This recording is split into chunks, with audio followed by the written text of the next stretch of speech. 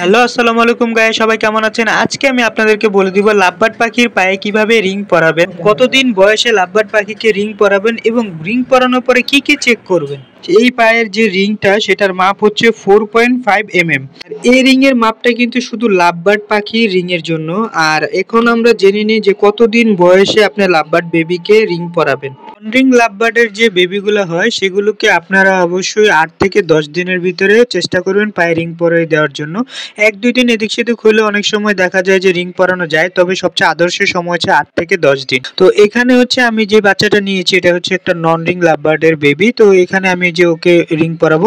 আর এখানে যারা fisher lovebird পালেন, মানে যারা হচ্ছে রিং লাভবার্ড পালেন, তারা হচ্ছে 10 থেকে 15 দিনও বয়সেও পরাতে পারবেন, কারণ ফিশার পাখি একটু ছোট হয়, যার কারণে হচ্ছে ওদেরকে একটু টাইমলিও দেরি করেও পরানো যায়। তো এখানে আমি যে পাখিটাকে পরাবো সেটাকে দেখেন, এইভাবে আপনারা যে বেবিটাকে ধরবেন, বেবির হচ্ছে আপনার হাতের হচ্ছে বাম সাইডের পায়ে হচ্ছে রিংটা পরাবেন। এভাবে 3টা আঙ্গুল প্রথমে সোজা করে ধরে নেবেন, তারপরে যে বৃদ্ধা আঙ্গুলটা রয়েছে এটা একটু উপরের দিকে সোজা করে পিছন দিকে ধরবেন। এভাবে 3টা আঙ্গুল একসাথে করবেন আগে, বৃদ্ধা আঙ্গুলটা বাদে।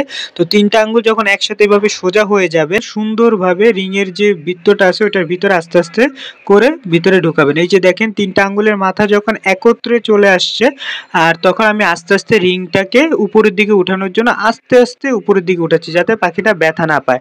তো এভাবে হচ্ছে উপর দিকে আপনারা আস্তে আস্তে রিংটা উঠাতে থাকবেন, একবারে পায়ের গিরা পর্যন্ত নিয়ে যাবেন।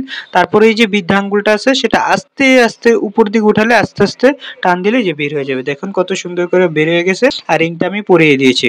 তো রিংটা পরালে আপনার কাজ শেষ হয়ে যাবে না। এখানে আরেকটা কাজ আছে, সেটা হচ্ছে আপনার পাখির বাচ্চাটাকে ধরে পাটা দেখতে হবে যে রিংটা যে পরিয়েছেন সেটা নিচের দিকে নেমে যাচ্ছে কিনা, বা খুলে যাচ্ছে কিনা, বা উপর দিকে উঠে যাচ্ছে কিনা। কারণ নিচে নেমে গেলে হয় কি রিংটা খুলে যাবে, আর উপর দিকে যদি গিরার উপরে উঠে যায় তাহলে অনেক সময় দেখা যায় পাখির পা ফুলে যায়, তার ফলে বিভিন্ন সমস্যা হতে পারে। তো অবশ্যই এটা চেক করে নেবেন। তো গাইস, আজকের ভিডিওটি এই পর্যন্ত ছিল। সবাই জানাবেন কেমন লেগেছে। যদি ভালো লেগে থাকে অবশ্যই লাইক কমেন্ট করে পাশে থাকবেন। আসসালামু আলাইকুম।